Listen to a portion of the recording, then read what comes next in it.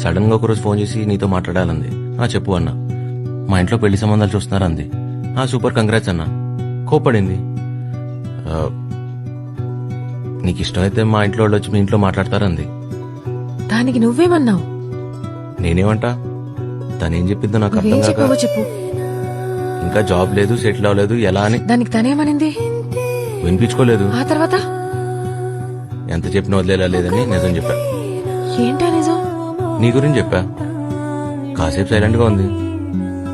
తర్వాత ఫోన్ పెట్టేసింది. 3 నెలల తర్వాత వెడ్డింగ్ కార్డ్ పంపించి ఫోన్ చేసింది. జరిగిందంతా మనసులో పెట్టుకోకు, పెళ్లికి తప్పకుండా వెయిట్ చేస్తూ ఉంటా అంది. నువ్వు వెళ్ళావా? నేను ఎలా వెళ్తా జాను? ఎంత కాదనుకున్నా నా మీద ఆశలు పెట్టుకుంది. నేను వెళ్తే తనకు అదోలా ఉంటుంది కదా, అందుకే వెళ్ళా.